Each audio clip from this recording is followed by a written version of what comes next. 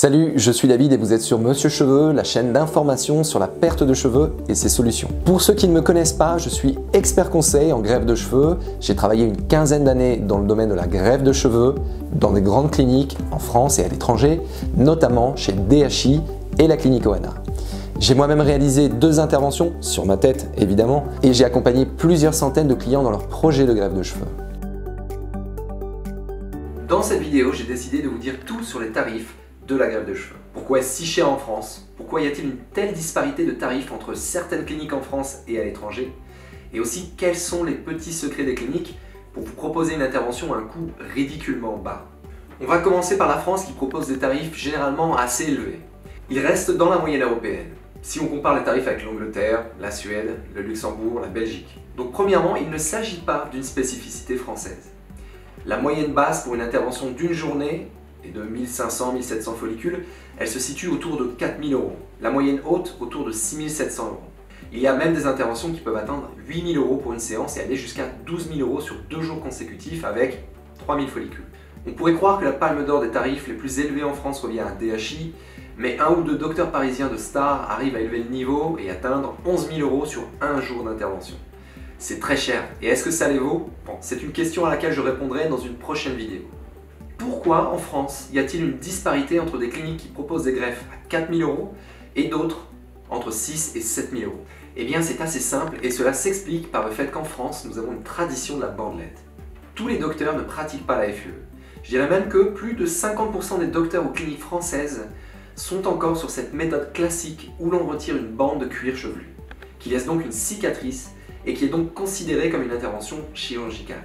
Cette intervention est moins chère car elle nécessite un temps de travail généralement moins important et elle est considérée comme une méthode ancienne. Donc, il faut bien pouvoir rester compétitif et attractif. Si les tarifs étaient ceux de la FUE, ces cliniques mettraient tout simplement la clé sous la porte. Retenez que si vous avez un devis avoisinant les 4000 € en France, c'est que dans une grande majorité des cas, le docteur réalise une bandelette. Mais qu'est-ce qui fait que la note peut monter très haut en France? Eh bien, c'est simple. Quand vous faites une intervention de greffe de cheveux, vous ne payez pas simplement la greffe en elle-même. Vous additionnez tout un ensemble de coûts, charges qui font monter la note. Et en France, le coût de la vie et les charges en général sont importantes. Premièrement, la TVA, elle est de 20%, ce qui contribue à sérieusement plomber la note. Et cette TVA est assez récente car elle est apparue dans les quelques dernières années dans le domaine de la chirurgie esthétique. Deuxièmement, les charges des salaires sont importantes en France, notamment sur le personnel qualifié, et cela a un impact sur le coût de la séance.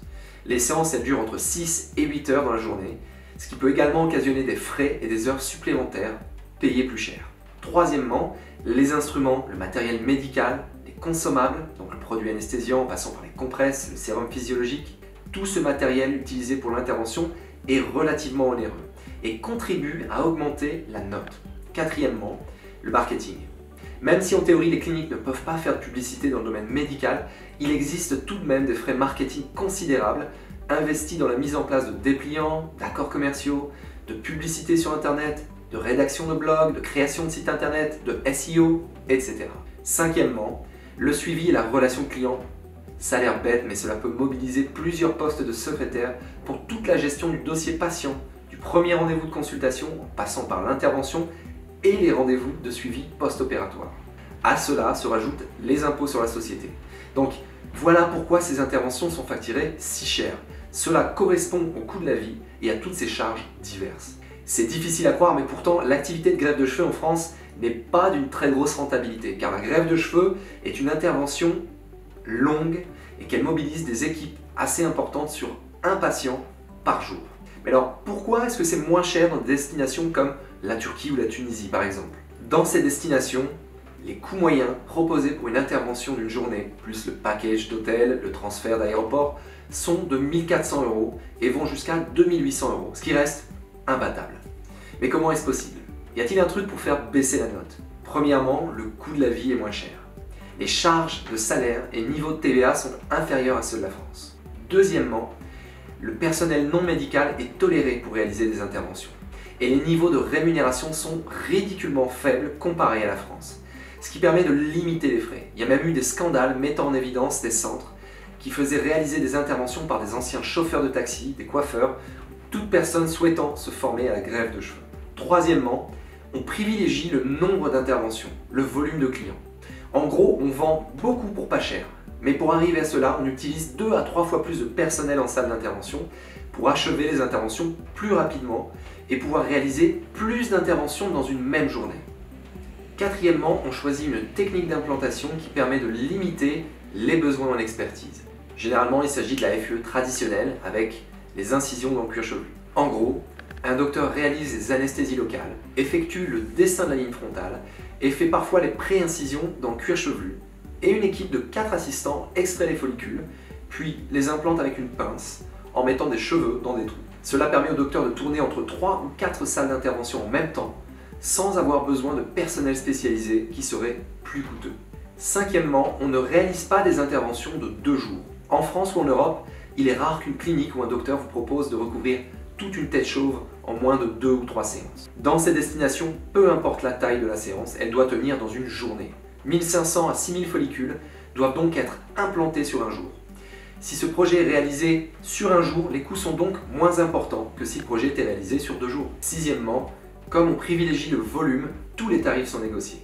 Du chauffeur de taxi qui vient chercher le client, aux hôtels qui l'accueillent et tout le consommable médical acheté en gros. Septièmement, dans ces destinations, il n'y a pas de suivi post-opératoire dans les centres de greffe de cheveux, car la majorité de la clientèle est étrangère et ne se déplace pas pour faire un suivi. Donc, dans ces destinations low cost, c'est toute l'organisation qui a été pensée, rationalisée, pour permettre d'obtenir les coûts les plus bas du marché.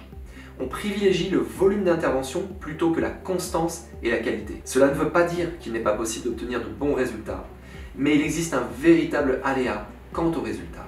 Ce qui explique les avis très partagés sur Internet sur ces destinations. Il y a autant de cas d'intervention réussis que de cas ratés. Mon conseil, si vous choisissez une de ces destinations, est de ne pas choisir le moins cher.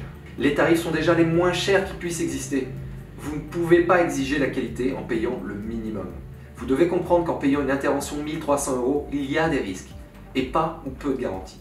Il y a aussi des problèmes de constance. Votre voisin de salle d'intervention peut obtenir un bon résultat et vous tombez sur une équipe récemment formée qui détruit votre zone donneuse ou effectue une très mauvaise implantation. Acceptez de dépenser plus pour de la qualité et un centre ou une clinique qui a plus d'exposition, de commentaires, de retours clients. Méfiez-vous aussi des vidéos qui circulent sur YouTube de type lambda qui ont fait une greffe de cheveux et qui recommandent aveuglément une clinique sans se soucier de savoir si votre intervention sera réussie, mais simplement pour toucher leur commission. J'espère que cette vidéo vous a plu et si c'est le cas, je vous invite à vous abonner à cette chaîne, à appuyer sur la cloche pour recevoir des notifications quand mes prochaines vidéos sortent.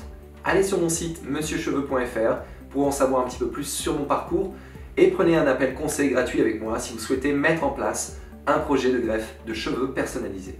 Je vous souhaite une très bonne journée et je vous dis à la prochaine. Tchuss!